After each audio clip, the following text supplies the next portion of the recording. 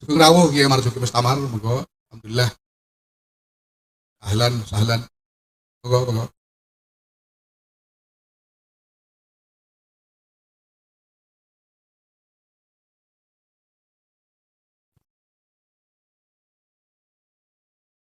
Saya hormati, selamat datang Kiai Marzuki Mustamar yang akan menyampaikan nanti mauidhah pada malam hari ini. Bapak Ibu yang saya hormati, saya kira sangat wajar apabila pondok buntut pesantren ini senantiasa menjadi tempat tujuan dari para tokoh-tokoh dan pemimpin bangsa, pemimpin pemerintahan. Saya tahu sejak sekian lama, berpuluh-puluh tahun, memang demikianlah keberadaan dari pondok buntut pesantren ini. Saya katakan wajar karena memang pondok buntut pesantren ini memiliki saham atas keberadaan Negara Kesatuan Republik Indonesia. Ketika Hadratus Syekh Kiai Muhammad Hasyim Asy'ari bersama pengurus besar Nahdlatul Ulama pada waktu itu menyampaikan resolusi jihad pada tanggal 22 Oktober 1945, berdatanganlah laskar-laskar untuk bergabung dengan perlawanan rakyat terhadap sekutu dan niga di Surabaya pada waktu itu, termasuk laskar dari Jawa Barat yang dipimpin oleh Allahyarham Kiai Abbas pondok buntut pesantren ini. Dan waktu itu riwayat dari Kiai Adib, rombongan laskar Jawa Barat di bawah kepemimpinan Kiai Abbas di tengah perjalanan mampir di Rembang di tempat kakek saya Kiai Bisri Mustafa. Maka kalau tadi Kiai Adib mengatakan ada ikatan batin yang kuat antara pondok buntut pesantren dengan pondok leteh Rembang, saya kira ini memang dijalin sejak sangat lama. Hasil memang pondok buntut pesantren ini punya saham besar terhadap tegaknya Negara Kesatuan Republik Indonesia. Beberapa waktu yang lalu, Presiden Prabowo Subianto menyatakan bahwa proklamasi kemerdekaan Republik Indonesia diproklamirkan di Jakarta, tapi ujiannya di Surabaya. Ujiannya di Surabaya. Dan kemudian saya katakan yang garap ujian itu adalah kiai-kiai dan santri-santri Nahdlatul Ulama, termasuk kiai-kiai buntut pesantren bersama santri-santrinya. Sebagai Ketua Umum Pengurus Besar Nahdlatul Ulama, pada kesempatan ini saya juga ingin menyampaikan terima kasih atas nama PBNU dan atas nama Jam'iyah Nahdlatul Ulama kepada pondok buntut pesantren dan para masyayikhnya, baik yang sudah mendahului maupun yang masih ada hingga sekarang. Semoga nanti diteruskan oleh penerus-penerusnya, senantiasa memelihara husnudzon umat kepada Jam'iyah Nahdlatul Ulama, sehingga Jam'iyah ini sekarang sudah memasuki lebih dari 1 abad. Sebetulnya jauh lebih mudah dari pondok buntut pesantren ini, karena pondok buntut pesantren sudah hampir masuk abad keempat, hampir 3 abad usianya, Masya Allah.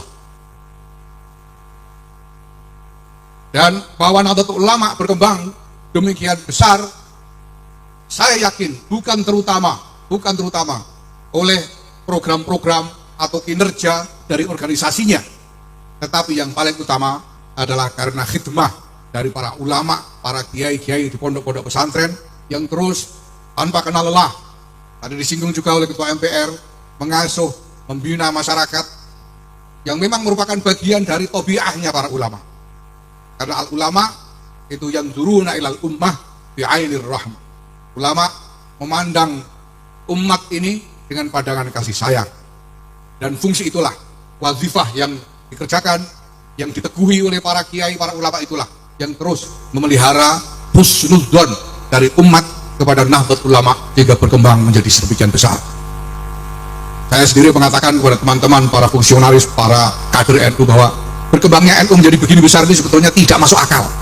Saya sendiri tidak bisa menjelaskan dari mana asal usul kebesaran ini. Dan kalau kita pikirkan, penjelasan paling dekat adalah ini semua karena khidmah tanpa kenal lelah dari para ulama, para kiai-kiai pesantren kita, termasuk para masyayikh pondok buntut pesantren. Maka terima kasih, jazakumullah ahsanal jaza. Semoga berkah dari pondok pesantren, pondok pucet pesantren ini senantiasa terus menerus sumrambah, terbagi di antara kita semua secara lumintu dan lestari. Bapak Ibu yang kami hormati, di dalam Nahdlatul Ulama ini memang ada a'dha, ada atba, ada anggota, ada pengikut. Hadratus Syekh Muhammad Hasyim Asy'ari itu dulu yang beliau undang untuk bergabung ke dalam Nahdlatul Ulama itu pertama-tama adalah para ulamanya, yaitu siapa? Para ulama dari Ahlus Sunnah wal Jamaah. Beliau katakan, "Ya ayyuhal ulama usadatul atqiya," wahai para ulama dan sadah yang bertakwa-takwa. Yang tidak takwa nggak diundang, yang diundang aja yang bertakwa. Min ahli sunnati wal jamaah, min ahli madhahibil a'immatil arba'ah. Ini yang beliau undang. Dan beliau katakan, kullukum, para ulama, wa man tabi'akum minal fuqara wal agniya wal du'afa wal aqwiya, halummu ila hadhil jam'iyyah al mubarakah al mausumah bi Nahdlatul Ulama. Anda semua wahai para ulama bersama pengikut-pengikut Anda, mari semuanya bergabung ke dalam jam'iyah yang berkah ini, yaitu jam'iyah Nahdlatul Ulama. Masya Allah. Maka kalau Kiai Adib tadi mengatakan atau mendaulat Pak Emmanuel Ebenezer ini sebagai orang NU juga, ini juga masuk akal. Selama Pak Emmanuel Ebenezer ini menjadi pengikutnya Kiai Adib Rafiuddin, maka ikut diundang masuk ke dalam Nahdlatul Ulama. Syaratnya sederhana, jadi pengikutnya Kiai Adib itu. Kenapa syarat itu masuk? Karena Kiai Adib ini masuk ke dalam golongan pengikut dari madhabnya para muassis Nahdlatul Ulama. Karena untuk bisa bergabung, kalau bukan ulama, jadilah pengikut dari para ulama. Bapak Ibu yang saya hormati, hadirin wal hadirat yang dimuliakan oleh Allah Subhanahu wa taala, di samping mengikuti madhab para ulama, madhab dari para muassis Nahdlatul Ulama, Hadratus Syekh juga meminta, dan ini relevan sekali dengan apa yang tadi dipesankan oleh Kiai Adib Rafiuddin, meminta kepada siapa saja yang bergabung ke dalam Nahdlatul Ulama ini untuk bergabung dengan cara yang beliau syaratkan. Kata Hadratus Syekh, udkhuluha bil mahabbah wal widad wal ulfah wal ittihad wal ittisal bil arwahi wal absad. Masuklah kalian semua ke dalam Nahdlatul Ulama ini dengan mahabbah dan widad. Mahabbah, kasih sayang dan cinta. Masuklah dengan saling kasih sayang dan saling cinta. Wal ulfah wal ittihad, dengan rukun dan bersatu. Wal ittisal bil arwah wal absad, dan saling sambung, bukan hanya dengan jasad saja, tapi juga saling sambung di antara roh-roh kita semua. Ini pesan dari Hadratus Syekh Kiai Muhammad Hasyim Asy'ari. Maka kalau tadi Kiai Adib memesankan untuk mengabaikan orang-orang yang tidak soleh tadi, ini tepat sekali kalau dialamatkan terutama kepada mereka yang tidak mengajak kepada kasih sayang, tidak mengajak kepada kerukunan dan persatuan, tidak mengajak pada ikatan batin dan jasad di antara kita semua. Kita mendengar bahwa belakangan ini selama sudah beberapa waktu terjadi kontroversi mengenai berbagai hal. Nah, marilah kita gunakan, karena kita mengerti bahwa di dalam masalah apapun pasti ada perbedaan pandangan, ada perbedaan pendapat di antara kita. Mari kita jalani itu semua tanpa melepas mahabbah wal widad di antara kita, tanpa melepas ulfah wal ittihad, dan dengan terus memperkuat ittisal bil arwah wal absad. Para pendahulu kita ini dulu tidak selalu sama dalam pandangan-pandangan mereka. Kita mendapatkan riwayat yang terkenal sekali mengenai perbedaan pendapat antara Hadratus Syekh Kiai Muhammad Hasyim Asy'ari sendiri misalnya dengan Kiai Fakih Mas Bambang mengenai kentongan di masjid-masjid dan langgar-langgar. Kita mendapat riwayat yang terkenal juga tentang perbedaan pandangan dalam berbagai macam hal antara Kiai Abdul Wahab Hasbullah dengan Kiai Bisri Samsuri. Tapi kita juga tahu bahwa beliau semua menjalani perbedaan-perbedaan itu dengan terus memegang teguh mahabbah wal widad, memegang teguh ulfah wal ittihad, memegang teguh ittisal bil arwah wal ajsad.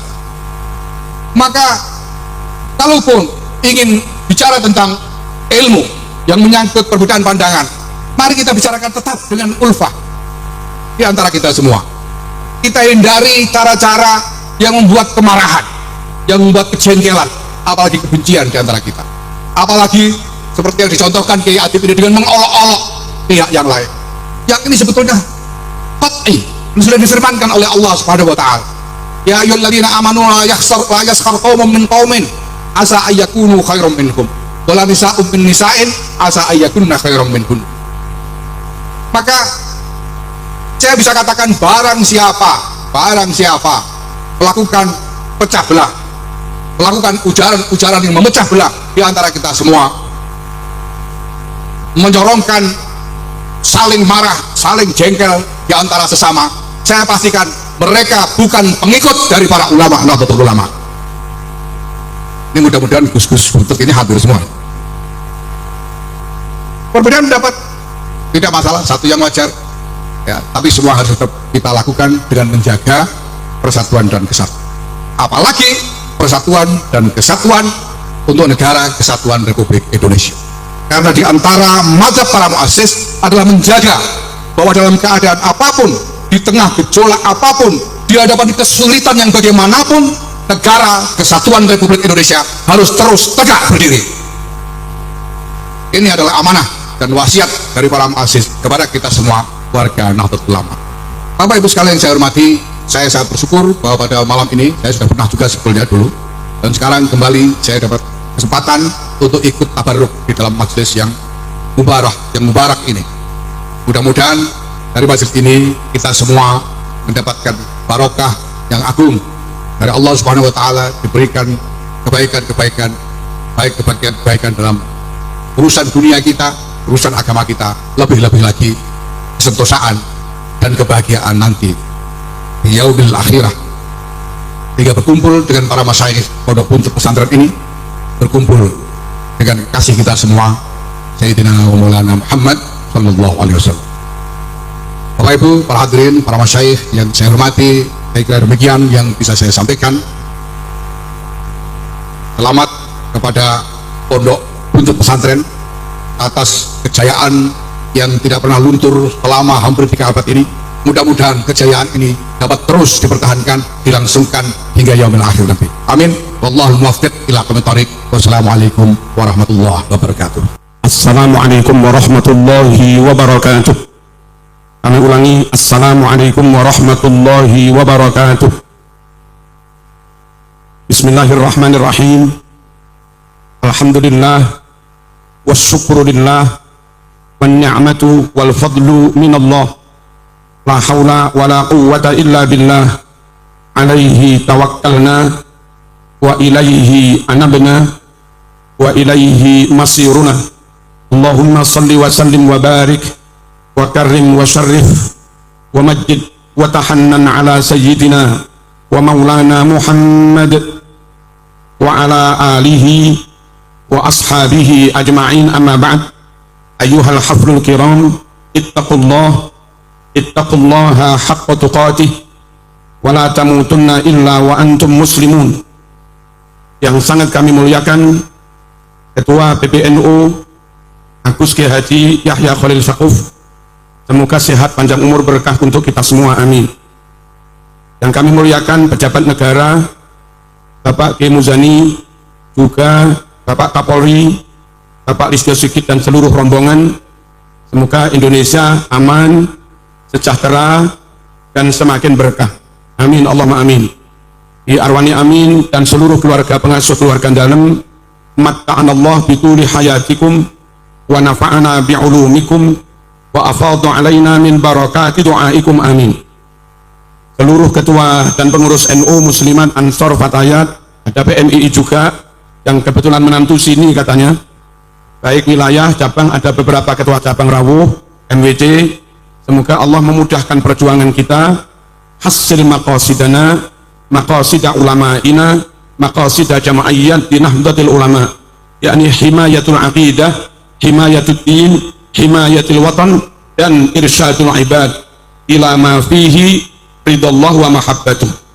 Para undangan, para alumni, hadirin hadirat rahimakumullah, pondok adalah pusat tafakuh, pondok pusat ilmu.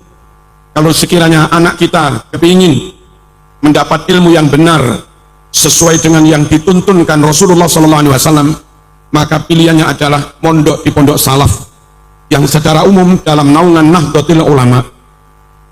Kami tidak menyalahkan lembaga yang lain, tapi yang paling aman untuk mendapatkan sihhatul ilmi wal amal, ittisalus sanad dan barakatul ilmi, pilihannya adalah pesantren. Hadirin rahimakumullah, mengapa harus pesantren? Satu, upayakan meskipun kita hidup di zaman modern 1447 Hijriah, sebegitu jauh masa memisahkan kita dengan masa Rasulullah SAW, tapi asalkan tetap ngaji di pesantren, maka kita, anak kita dapat ilmu yang jaraknya, kebenarannya nggak jauh-jauh dengan zamannya Rasulullah SAW. Di pesantren yang sudah marhalah mutaqaddimah, anak-anak kita diajak ngaji muhadzab, yang itu lil mawardi umurnya sudah 1100 tahunan lebih. Anak-anak kita dibacakan kitab Muwatta lil Imam Malik yang umurnya sudah 1200 tahun lebih. Anak-anak kita dijak ngaji berbagai kitab misalnya. Imam Syafi'i wafat 204 Hijriah, sekarang hijriahnya 1447 tahun yang lalu. Kalau umur kitab Muwatta dihitung, umur kitab dihitung sejak wafatnya Imam Syafi'i, umur kitab sudah sekitar 1240 sekian, 1243 sekitar itu. Luar biasa, lewat jasanya pesantren, wasilah pesantren, anak-anak yang hidup di zaman 1400 tahun masih dapat ilmu, yang ilmu itu ditulis oleh Imam Malik. Imam Malik berguru pada Imam Nafi', Imam Nafi' berguru kepada Abdullah bin Umar, dia berguru kepada Rasulullah SAW. Ngaji di pondok, hidup di zaman modern, tapi dapat ilmu yang salaf, benar-benar salaf, karena ditulis oleh tabi'in, yakni Malik. Dia punya guru tabi'in, yakni Nafi'. Dia punya guru sahabi, yakni Ibnu Umar. Ibnu Umar berguru kepada Rasulullah SAW. Dan memastikan kita, seluruh anak kita, ilmunya bersambung sampai Rasulullah, bersanad sampai Rasulullah, amat sangat penting untuk memastikan apa yang kita amalkan, apa yang diamalkan anak kita, memang ilmu yang terwarisi, sambung nyata sampai Rasulullah, sehingga yang diamalkan memang ajaran Rasul, bukan ajaran karang-karangan. Yang diamalkan memang sunnah Rasul, bukan karangan-karangan. Dan memastikan semua umat Islam termasuk kita mengamalkan yang diamalkan sunnah Rasul, itu penting supaya makbulah. Imam Muslim meriwayatkan, man amila amalan laisa alaihi amruna fahuwa raddun. Siapa yang melakukan amal tidak sesuai dengan apa yang kami perintahkan, tidak didasarkan pada apa yang kami tuntunkan, nggak sambung alias munqati'us sanad, fahuwa raddun, maka amal orang itu ditolak. Mondoklah untuk memastikan anak kita, santri kita, kita sendiri dapat ilmu yang ilmu itu ilmu salaf, ditulis ketika zamannya belum jauh dari zamannya Rasulullah SAW. Hadirin rahmatullah, pondok untuk memastikan ilmunya bersanad tidak hanya cukup ngaji kitab lawas. Andai sekarang beberapa kitab itu mengalami editing, mengalami taskhih sesuai dengan versi pengedit, sesuai dengan versi yang mesan, panjenengan kalau baca Sahih Bukhari, taskhihnya Albani beda sangat dengan Sahih Bukhari, taskhihnya Ibnu Hajar Al-Asqalani. Nah, kalau ada sekian banyak Sahih Bukhari Muslim tafsir bergaya modern berwarna putih, nggak kitab kuning, maka di pondok-pondok sama-sama di Umul Qura ngaji Bukhari, di Lirboyo, di pelosok, di Langitan, di sini ngaji Bukhari, tapi beda. Di sini Bukhari yang lawas, di sini Bukhari yang kitab kuning, yang merujuk kepada makhtutat lawas tanpa ada edit-edit. Yang Timur Tengah saya punya Sahih Bukhari versi Arab, itu hadis yang hilang ada 15 lebih, puluhan hadis yang hilang. dan mereka menyebutnya itu juga Sahih Bukhari. Sungguh pondok pesantren salaf kayak Buntet benar-benar jadi pilihan. Kalau kita khawatir ngaji di tempat lain, hadisnya sudah dikoreksi, hadisnya sudah diedit atau dikurangi, maka ngaji di pondok salaf, kiainya megang kitab kuning lawas, itu kitab kuning yang belum diudik-udik. Apa diudik-udik? Apa dia? Kitab kuning yang masih asli. Kepengen dapat asalah orisinil, ilmu orisinil, lafaz orisinil, pilihannya harus ngaji ke pondok salaf. Allahumma shalli ala sayyidina Muhammad. Saya dulu alumni Jamiatul Imam Muhammad bin Saud, sama-sama ngaji Riyadhus Shalihin di pondok salaf, ngaji Riyadhus Shalihin. Ternyata ada saja kalimat yang beda. Kalau di kitab kita yang kitab kuning disunnahkan ziarah ba'dal haji ila qabrin Nabi sallallahu alaihi wasallam. Tulisan di Riyadhus Shalihin, ziarah ila qabrin Nabi. Man hajja walam yazurni faqad jafani. Siapa yang haji enggak menziarahi aku, berarti dia satru dengan saya. Tapi yang versi Saudi sama-sama Riyadhus Shalihin, tulisannya bukan ziarati qabrin Nabi, tapi ziarati masjidin Nabi. Lafaz qabri diganti dengan masjidin Nabi. Bagi mereka ziarah Nabi enggak sunnah, yang sunnah itu ziarah Masjid Nabawi. Padahal dulu ketika Madinah jadi Yathrib enggak ada apa-apanya, mungkin juga kurang berkah. Yathrib Madinah menjadi berkah karena ada jasad mulia di situ, jasadnya Rasulullah SAW. Aneh kalau Madinah menjadi mulia karena Nabi ada di situ, lalu orang mengatakan nggak perlu ziarah Nabi dan cukup ziarah ke Masjid Nabawi. Sekali lagi, pastikan anak kita ngajinya di pondok salaf, ngaji kitab yang sama, dibacakan oleh kiai di pondok salaf, lebih orisinil, lebih asli. Benar-benar amila amalan alaihi amruna, bukan amila amalan laisa alaihi amruna. Itu di pondok pesantren. Allahumma shalli ala sayyidina Muhammad. Dan akibatnya sama-sama ngaji itu kadang karena kitabnya cetakan beda, yang ngajar juga beda, kadang pahamnya juga beda, ideologinya beda, menghasilkan ilmu amal perilaku yang beda. Kita ngaji Bukhari, teman-teman salafi alumni Jami'ah Muhammadiyah juga ngaji Bukhari, tapi mereka Fatihah tanpa bismillah. Kita yang ngaji Bukhari Fatihah pakai bismillah. Sama-sama dalil. Mana yang lebih orisinil? Kita. Karena mereka kurang fair, kurang terbuka terhadap Sahih Bukhari nomor 5046. Su'ila Anas an qiraati Rasulillah. Anas ditanya, bagaimana sih Rasul baca Fatihah? Anas menjawab, kanat qiraatuhu maddan.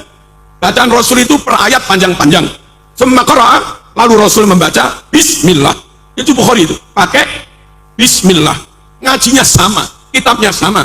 Yang ngaji di pondok salaf nggak ada satupun ilmu yang hilang, semuanya tersampaikan secara fair, secara terbuka, secara amanah. Bukhari 5046, Nabi Fatihah basmalah. Kita ngaji di Buntet juga pakai basmalah. Allahumma shalli ala sayyidina Muhammad. Bukhari 1001, hal qanata Rasulullah fi salati subhi qala na'am ba'da ruku'. Apakah Rasul baca kunut ketika sholat subuh? Anas menjawab, ya, setelah bangun dari rukuk. Nyata hadisnya Bukhari, Nabi kunut ketika sholat subuh. Sama-sama ngaji Sahih Bukhari. Kita yang mondok di pondok salaf, ya yang ada itu diamalkan apa adanya.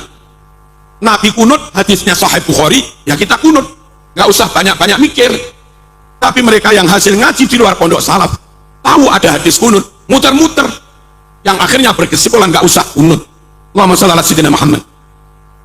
Bukhari 1010, berdoa pakai tawassul. Tuntunannya di situ, Allahumma inna kunna nastasqi ilaika binabiyyina fatasqina wa natawassalu bi ammihi ay al-Abbas fasqina. Itu Bukhari. Ya Allah, wasilah Kanjeng Nabi, mohon kau turunkan hujan. Ya Allah, natawassalu, kami bertawassul kembali dengan paman Nabi Sayyidina Abbas, mohon kau turunkan hujan. Kita ziarah ke makam Ki Abbas, ke makam Ki Said Bendongan. Ya Allah, dengan karomah Ki Said, dengan karomah Ki Abbas, kami mohon pondok kami ditakdirkan manfaat barokah besar seperti pondok yang dirintis oleh beliau. Minta kepada Allah nyebut keramatnya seorang wali. Itu namanya tawassul. Mereka yang ngaku ngaji Sahih Bukhari tapi tidak lewat pondok salaf, mereka anti tawassul. Dan sama-sama kita ngaji Bukhari tapi ikut kiai salaf, kita bertawassul. betapa pentingnya sama-sama kembali ke Quran Sunnah, tapi kembalilah ke Quran Sunnah lewat pondok salaf, bukan yang lain-lain. Allahumma shalli ala sayyidina Muhammad. Dua lagi hadirin, Fathul Bari Syarah Sahih Bukhari juz kalih nomor 324, Sahih Muslim juz 1 410, inna raf'as sauti bil dzikri hina yansarifun nasu minal maktubah kana ala ahdi Nabi sallallahu alaihi wasallam.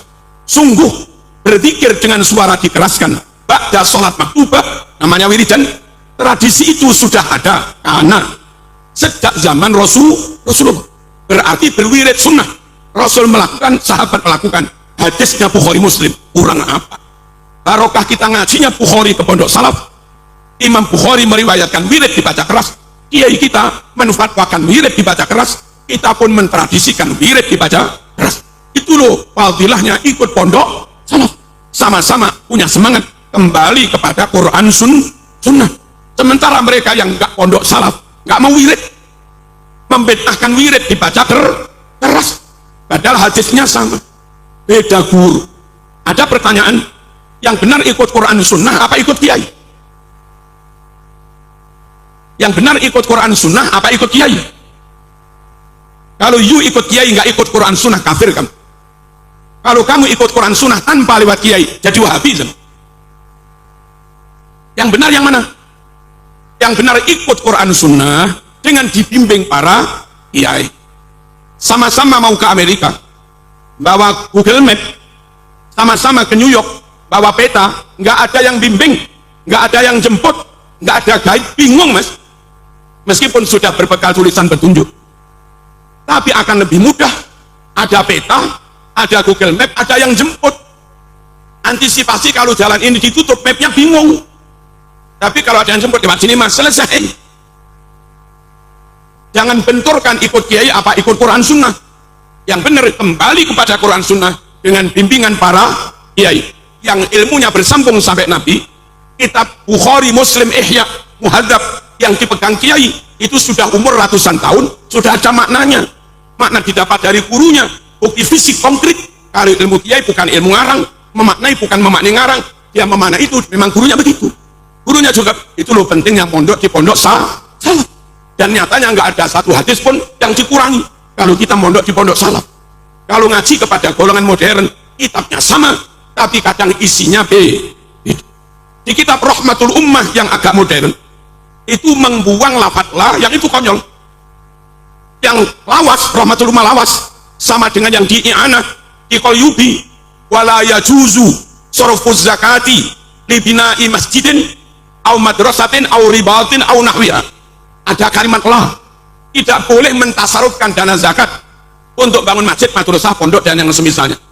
Itu diambil dari infak fisabilillah, bukan dari zakat. Tapi ada cetakan Rahmatul Ummah yang saya baca lanya hilang. Wa yajuzu sarfuz zakat. Konyol apa enggak itu? Konyol. Nah kalau orang langsung beli kitab itu baca tanpa dingajikan kepada pondok salaf, dia mungkin jadi pengurus ranting NU. Tapi berfatwanya sudah nggak sama dengan Nirboyo. Kenapa? Yang dia kaji kitab yang nggak digurukan, kitab yang nggak dia sanadkan, nggak mondok dulu di pondok salaf. Penting sekali berguru ke pondok salaf. Barangkali dalam kitab yang kita beli ada kesalahan yang perlu dikoreksi, ditaswib, maka ngaji di depan Mbah Maimun, ngaji di depan Kiai Fuad, ngaji di depan Kiai Makhrus Ali. Berkesempatan beliau belum mengingatkan kita, kurang lah dong. Itu Pak Jong bukan Kof. Penting sekali mondok di pondok salaf. Allahumma shalli ala sayyidina Muhammad. Bukan hanya kitabnya asli, bukan hanya keilmuannya bersambung, berguru-guru bersambung sampai Nabi. Di pondok salaf, dia yang membaca kitab dipastikan alim nahwu shorof. Beda banget baca Bukhari lewat terjemah, baca Quran lewat terjemah, dengan baca Bukhari Muslim, baca tafsir, tapi asli dan langsung dari kitabnya dan oriknya menguasai nahwu shorof. Contoh, faman syahida minkum syahra falyasum. Lihat di terjemah Kemenak, sampai sekarang belum diralat. Itu terjemahnya syahida, diambil yang masdarnya syuhudan, bukan syahida yang masdarnya syahadatan. Kalau syahida masdarnya syahadatan, maknanya nakseni, dia mutaati punya maf'ul. Kalau kita ambil makna syahadat dan nakseni, paman utawi sapa wonge iku syahidan nakseni sapa men minkum saking sira kabeh. Nakseni asyahra ing bulan. Syahra nasab menjadi maf'ul dari syahidah yang mutaati, maknanya nakseni. Tapi penterjemah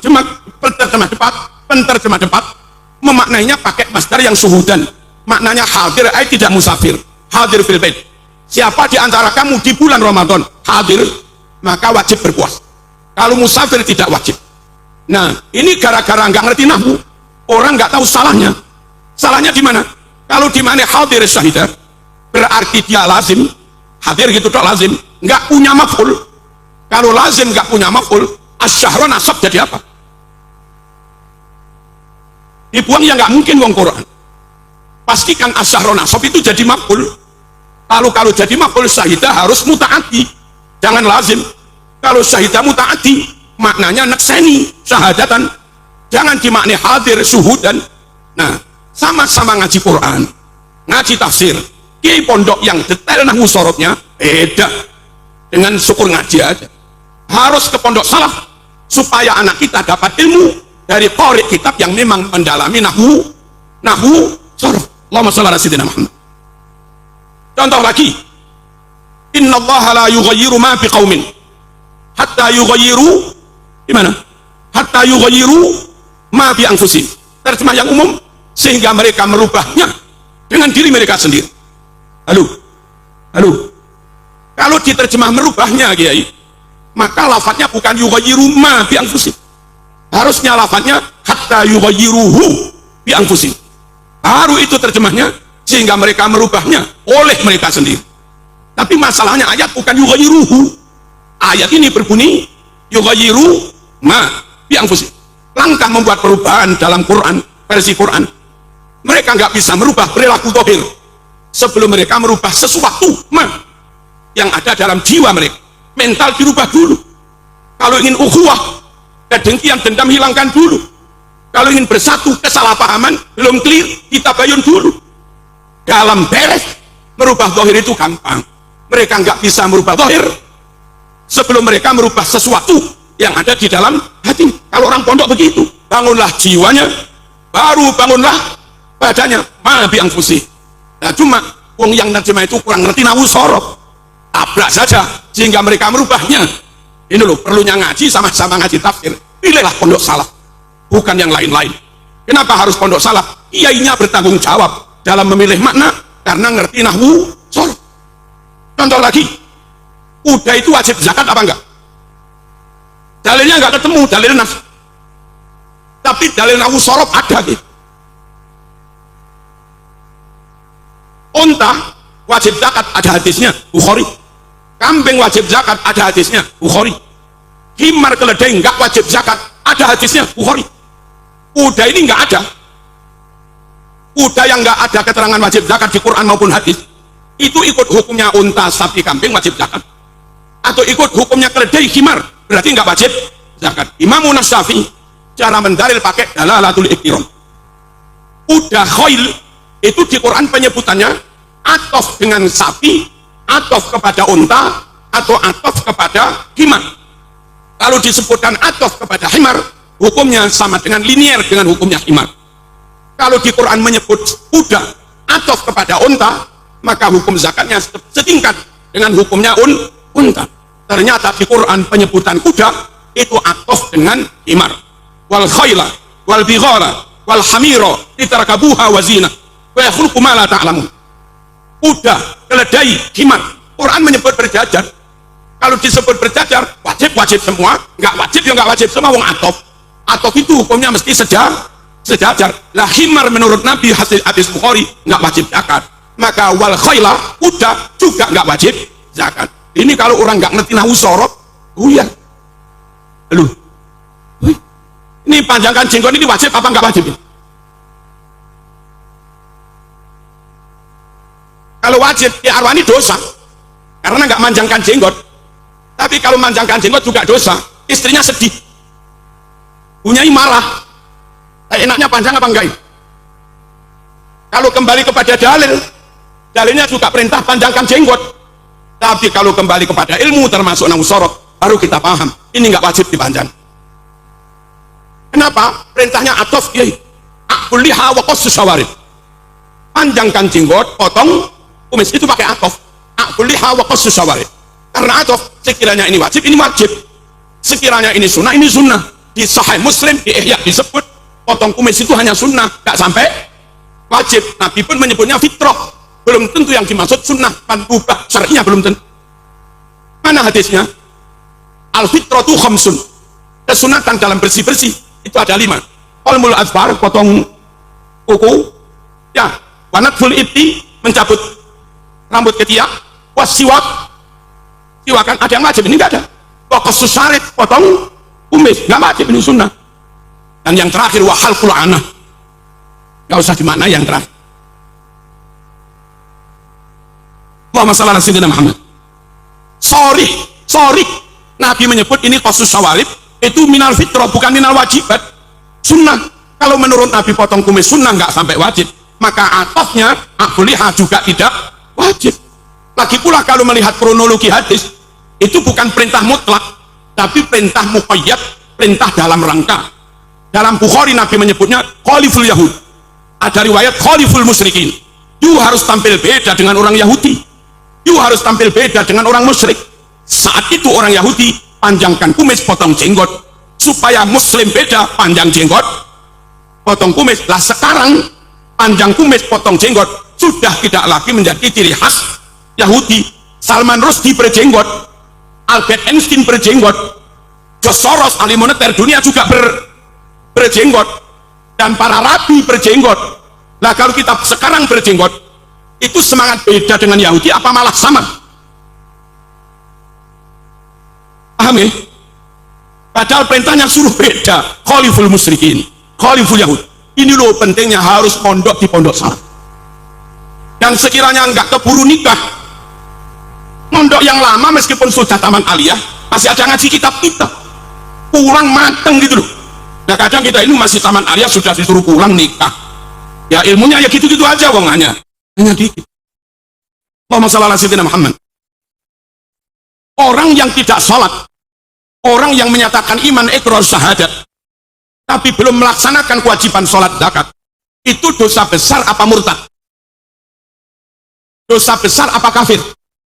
Orang nggak sholat 5 waktu, dosa besar apa copot imannya? Kita NU madhab Syafi'i mengatakan dosa besar. Kalau mati tetap wajib dimandikan, dikafani, disolati, dimakamkan di makam muslim. Kenapa pakai begitu? Pakai nahwu. Menurut surat wal asri, kalau pakai nahwu, iman itu lain dengan amal soleh. Amal soleh punya substansi sendiri, punya entitas wujud makna sendiri. Iman juga punya entitas wujud makna sendiri. Dan di Al-Quran itu diatofkan amanu wa amilus sholihat, beriman dan beramal soleh. Karena ini atof dan beramal soleh, makna beramal soleh itu punya makna sendiri, makna iman juga punya makna sendiri meskipun beramal soleh. Orang Cina non muslim baru baca syahadat, belum sempat sholat zuhur mati, dia sudah punya iman, belum punya amal soleh. Apa imannya hilang? Enggak, iman itu ada sebelum ada amal soleh. Sehingga ketika amal solehnya hilang, jangan lantas dikatakan imannya juga hilang. Al aslu fil atfi al mughayarah. Pada dasarnya atof, itulah atof kepada wujud lain yang beda. Saya Marzuki, orang menyebut juga pengasuh pesantren Sabilur Rasyad, orangnya sama.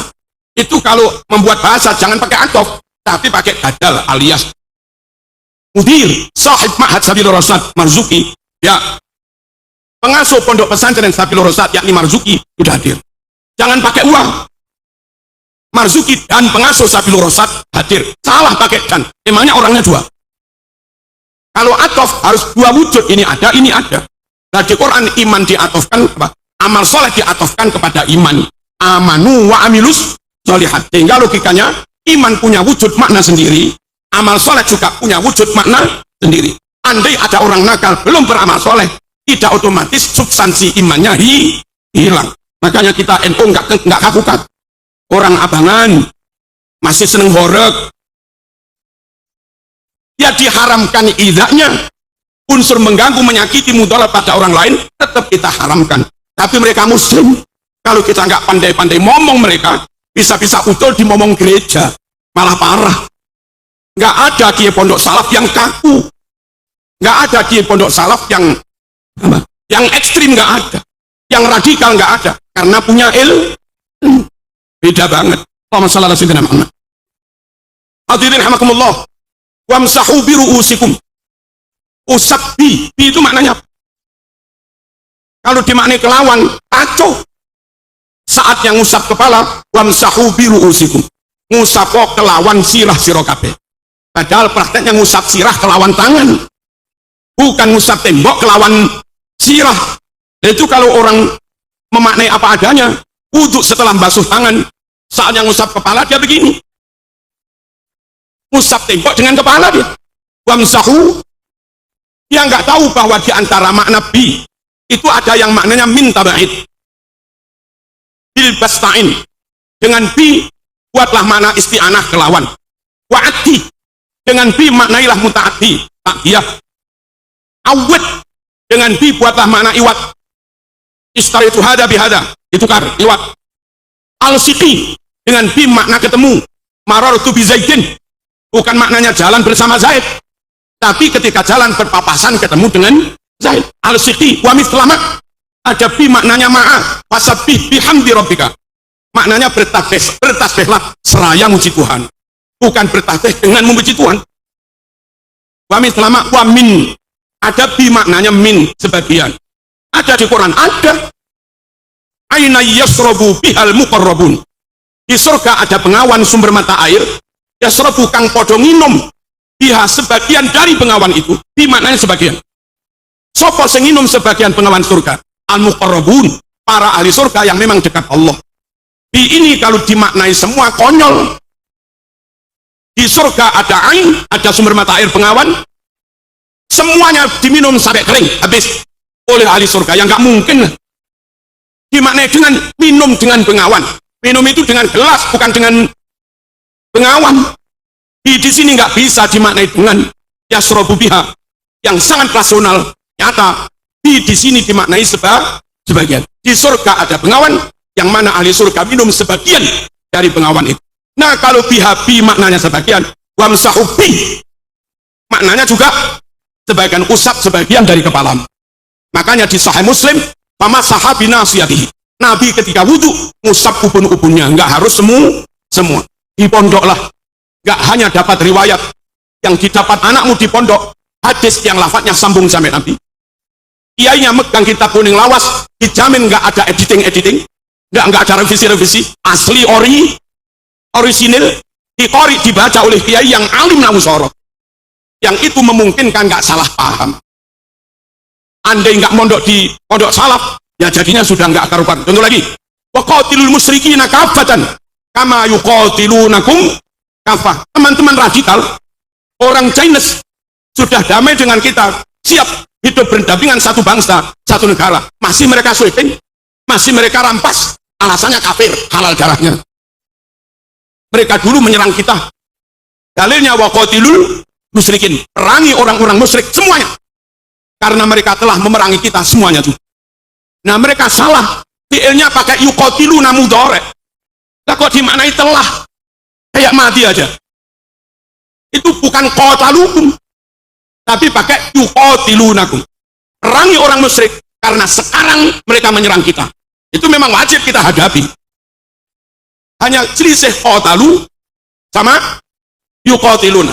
Di pondok, kalau ada orang non muslim, meskipun dulu pernah menyerang kita, sekarang sudah enggak. Sekarang giliran kita mendakwai mereka, bukan memerangi mereka. Meskipun dulu pernah memerangi, pasca Fathu Makkah, damai Fathu Makkah, Nabi tidak menyerang kafir Quraisy, meskipun mereka dulu suka menyerang Rasul. Terus nggak ada rumus perang balas dendam itu. Tapi gara-gara mereka radikal, nggak ngerti mati, nggak ngerti mudhari', mereka perang itu alasannya dulu menyerang kita.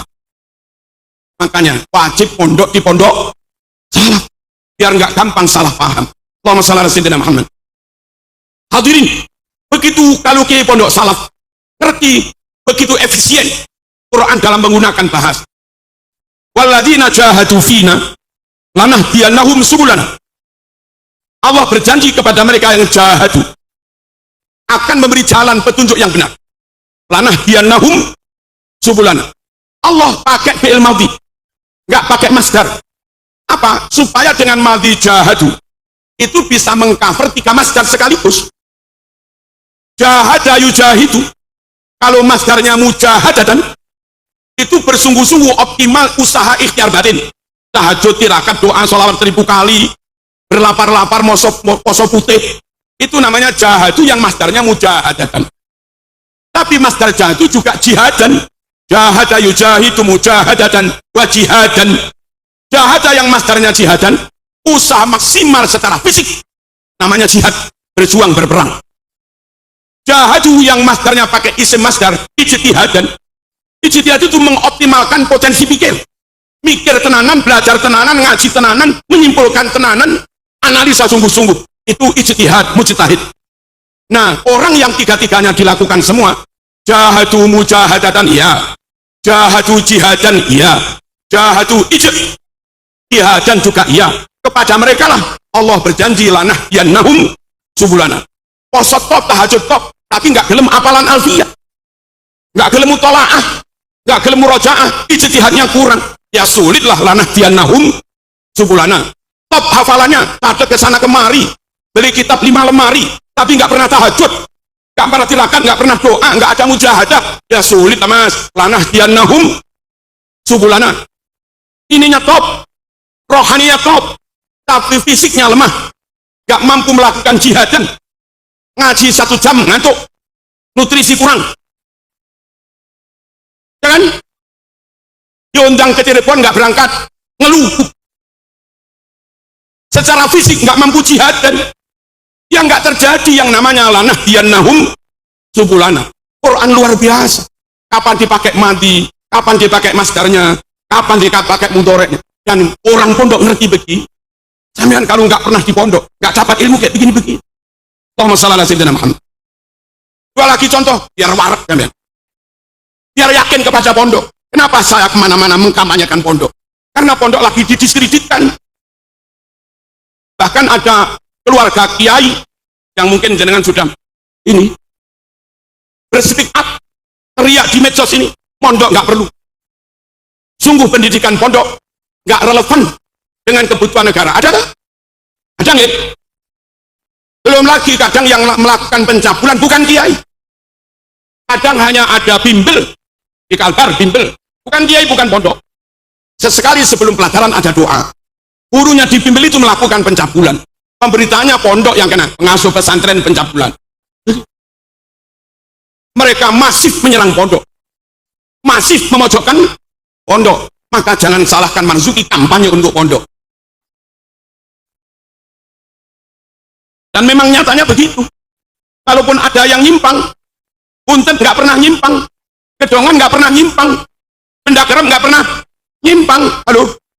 Halo, sarang nggak pernah nyimpang, langitan Pulau Solir Boyo nggak pernah nyimpang. Cuma namanya orang bikin narasi, menframing, ya sengaja untuk menjatuhkan pihak yang di-framing. Maka harus kita bangkit untuk menyelamatkan ilmu yang diwariskan ulama dari Rasulullah SAW. Al ulama warasatul Ambiya, para ulama, para kiai ini loh, orang yang nyata mewarisi ilmunya. Bukan hanya kepintarannya, bukan hanya akurasi pemahamannya yang mereka warisi, tapi semangat nasrul ilm itu juga ada di pesantren. Bayangkan, ngajar TPQ nggak dibayar, hanya murni semangat muka-muka dapat ridhonya guru. Itu hanya alumni pesantren. Nyemak Quran di musola-musola, sorogan, nggak ada yang bayar, itu alumni pesantren. Nggak ada alumni ITB terus nyemak Quran di musola, itu enggak. Halo, ngajar madrasah diniyah gajinya 150.000, yang sanggup hanya alumni pesantren. Semangat nasru, semangat menyebarkan ilmu tanpa pamrih, luar biasa, luar biasa. Kalau pesantren diserang terus, akhirnya masyarakat menjauhi pesantren. Yang ada hanya alumni kampus, nggak ada alumni pesantren. Apa para sarjana, master, lisan sanggup TPQ tanpa dibayar, madin tanpa dibayar? Nggak ada. Dan akhirnya ketika semangat nasrul ilmi mati, maka penyebaran ilmu juga mati. Kita nggak ingin itu. Allahumma shalli ala sayyidina Muhammad. Kembali ke laptop. Kembali ke laptop. Hadirin rahimakumullah. Nabi Ibrahim koyok-koyok melafatkan sesuatu yang salah. Tapi benar nggak salah. Peristiwa tadi malam, kalau tadi malam mati mestinya. Tapi Ibrahim melafatkannya pakai mudhari. Inni ara fil manam anni adbahuka fangdur mada taro. Nah, Ismail, tadi malam saya mimpi diperintah menyembelih kamu. Gimana nak pendapatmu? Kalau ngimpi tadi malam diceritakan pagi, harusnya mudhari apa mati? Peristiwa mimpi tadi malam diceritakan paginya, harusnya kalau masa lampau mati apa mudhari? Mati kan? Ibrahim pakai mudhari, ini aro. Kalau mati ini roh itu. Apa nggak salah? Enggak. Kenapa? Karena yang dimaksud Ibrahim itu ngimpinya nggak sekali. Peristiwa masa lampau tapi berkali-kali, istimrar wa dawam. Itu disebut pakai fi'il mudhari. Ini aro, bukan roh itu. Sallu. Innallaha wa malaikatahu yusholluna 'alan nabi. Ya ayyuhalladzina amanu shallu 'alaihi wa sallimu. Malaikat bersolawat itu dari dulu. Harusnya Qur'annya pakai madi sallau. Tapi Qur'annya pakai mudhari yushollun. Emang baru sekarang bersolawat kok mudhari? Wong dari dulu harusnya sallau, Quran pakai yushollun. Apa itu? Madi pakai mudhari karena mereka solawat dawam terus-terusan berkali-kali. Yusholluna 'alan nabi, menerjemahnya solawat. Malaikat senantiasa solawat, nggak sekali toh. Allahumma shalli ala sayyidina Muhammad. Hadirin rahimakumullah, dan contoh lain masih banyak. Pokoknya yang benar-benar mewarisi ilmu itu para ulama. Al ulama warathatul anbiya. Lalu harus mondok, bukan hanya karena kiainya mendalami nahu sorok yang memungkinkan menghindari kesalahan dalam memaknai. Lebih dari itu, nyata berkah, nyata barokah. Alumni pondok-pondok arang atau mana lah, Semelir Boyo Ploso, Benda Kerep, alumni pondok sini dulu sebelum ada formal, mereka tamat sini nggak bawa ijazah formal. Daftar DPR nggak bisa, daftar PNS nggak bisa ya? Dulu kan nggak bisa. Tapi apa alumni pondok pengangguran? Apa alumni pondok kerepotan makan? Enggak juga. Bahkan alumni kami itu banyak yang kuliah umum, ternyata yang membuat dia sukses ilmu dari pondoknya itu kuliah di Brawijaya, lalu sekarang punya yayasan madrasah. Brawijaya yang nggak kepake. Kami pas ke baratnya Lampung itu, Bengkulu, itu ketemu anak pondok, alumni pondok kami, namanya Bokeng, nyebutnya Mas Bokeng. Itu di pondok khidmat aja, masak, bantu masak, namanya Bokeng. Pas saya ke sana sudah punya pesantren, jadi kiai. Di Lampung Timur, Pasir Sakti, ada anak pondok kami dulu biasanya nggali pondasi pondok, jarang ngaji. Saya ke sana dengan temannya sudah punya pesantren, 1000 santrinya. Lah kayak begitu loh. Pondok itu barokah. Ya memang gudikan tapi barokah.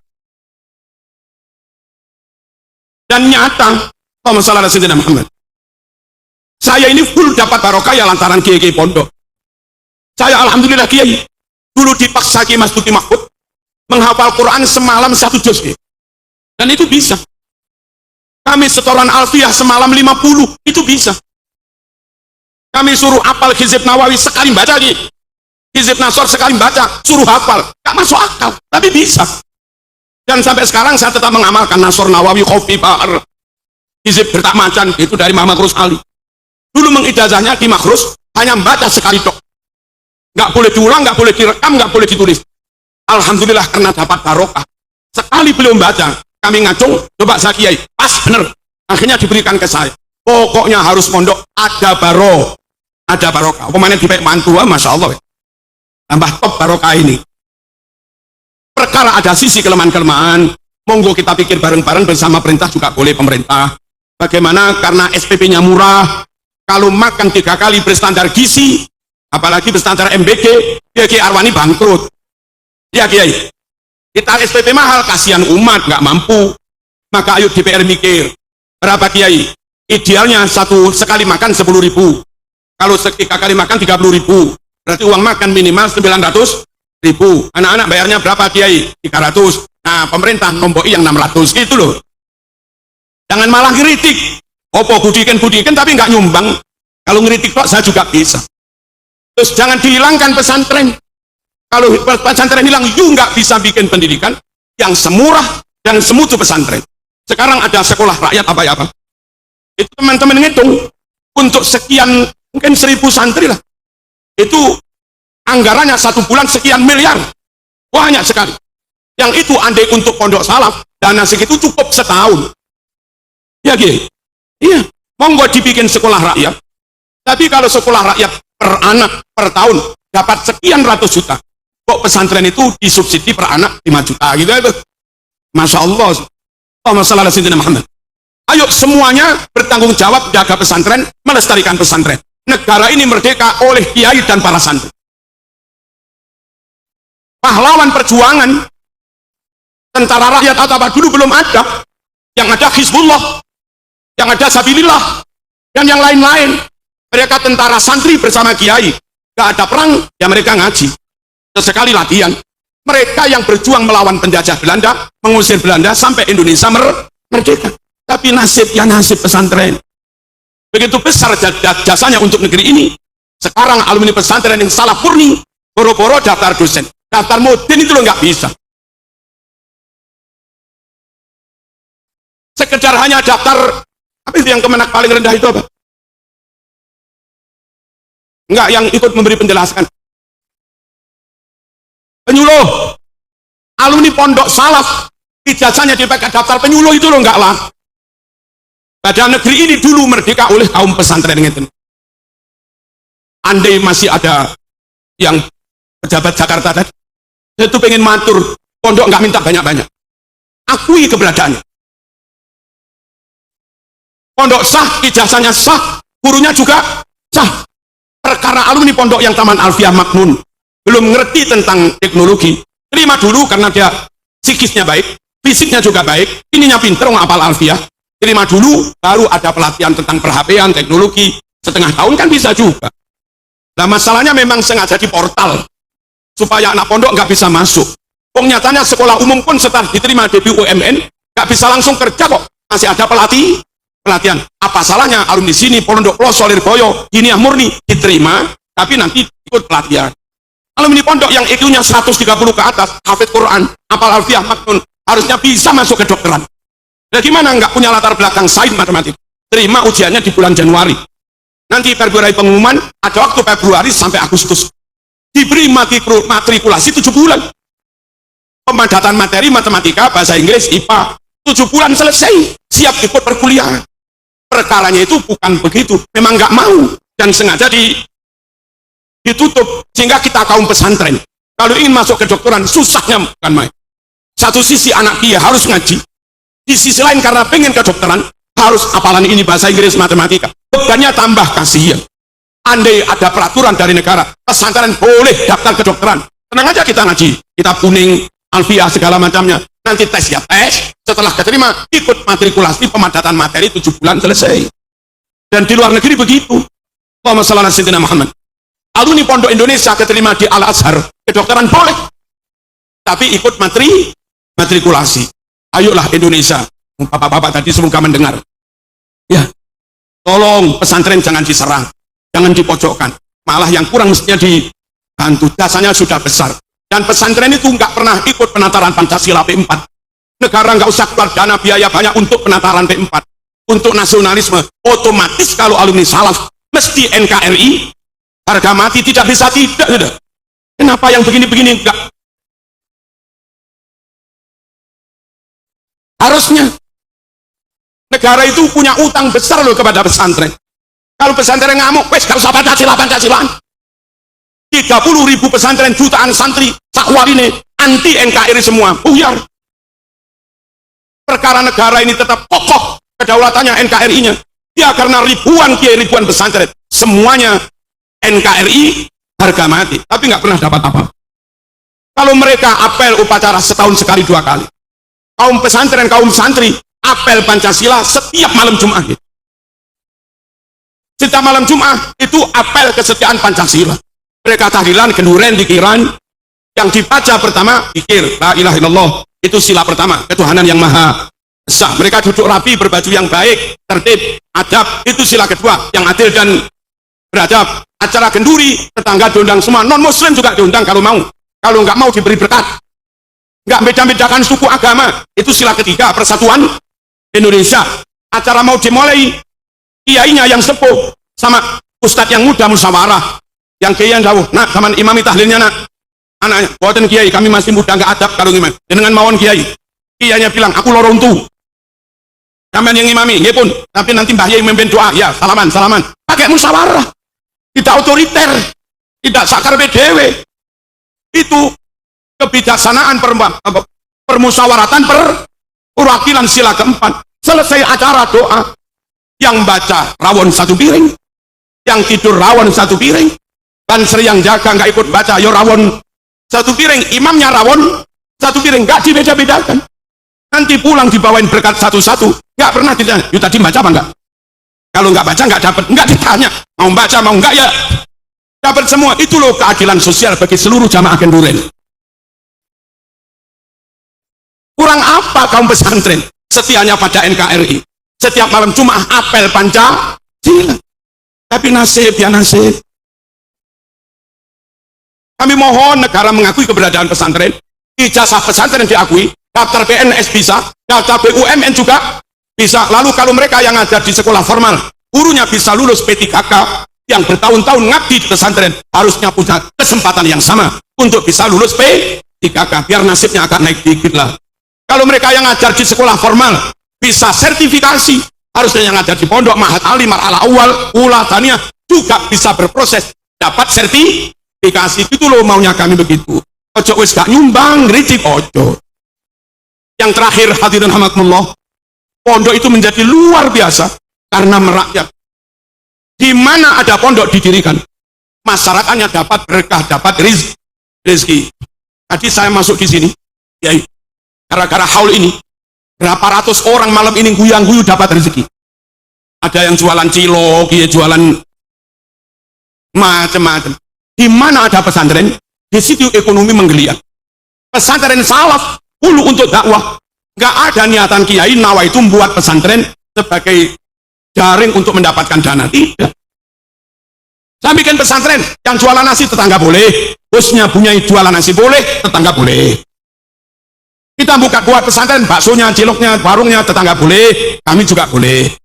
Kita bikin pesantren yang fotokopinya kita boleh, tetangga juga boleh. Ketika haul rame-rame masyarakat buka rumahnya terima tamu satu orang 100.000 boleh. Santri butuh laundry, tetangga juga boleh buka laundry. Dan tetangga ngaji di pondok biasanya majanan, wal gratis. Pondok itu seperti ini di mana-mana. Allahumma shalli ala sayyidina Muhammad.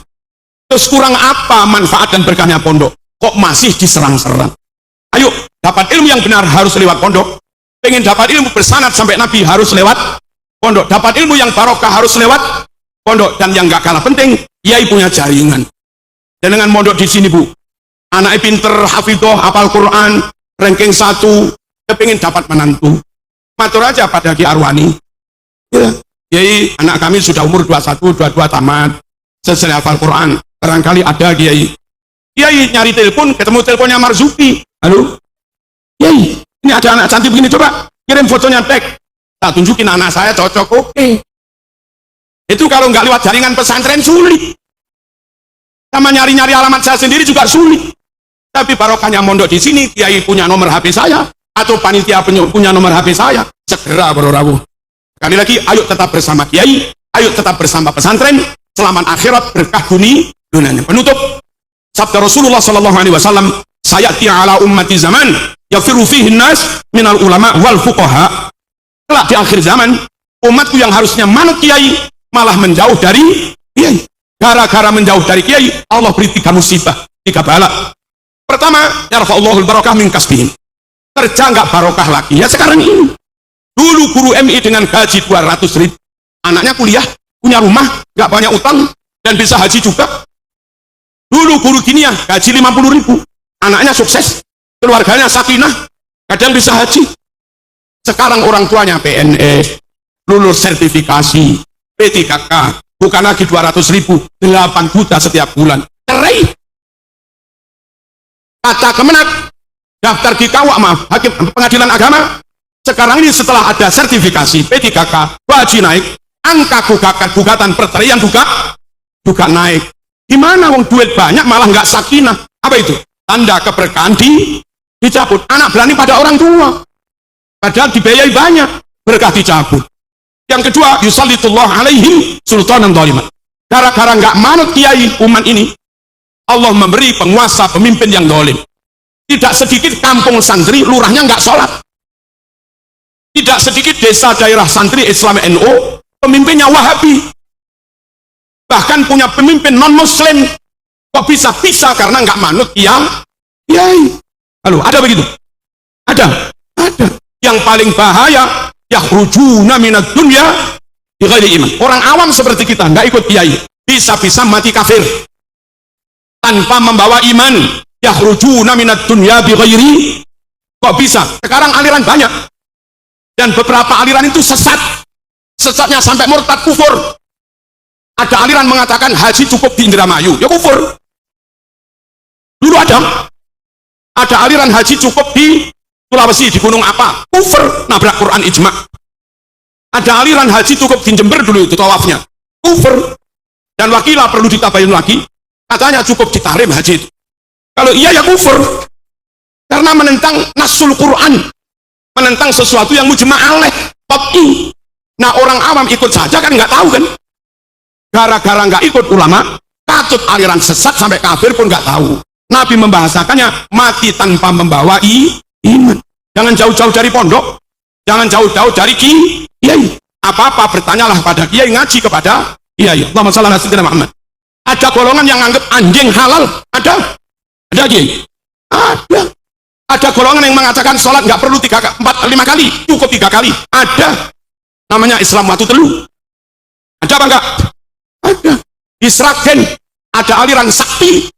Untuk dapat kesaktian harus zina sekian perawan, menghalalkan zina murtad. Banyak loh aliran sesat yang kita itu nggak tahu itu sesat atau tidak. Daripada terjerumus terjebak ada aliran sesat mati kafir, mending kuncinya yang tidak sama dengan kiai nggak usah diikuti. Dan kiai-kiai itu secara umum terhimpun dalam Jam'iyah Nahdlatul Ulama. Yang nggak sama dengan NU secara umum nggak usah diikuti. Saya kira demikian. Semoga pondok ini senantiasa barokah, berkembang terus semakin besar, kiainya, bunyainya, pengurusnya diberi kekuatan oleh Allah Subhanahu wa taala. Alafu minkum. Wassalamualaikum warahmatullahi wabarakatuh.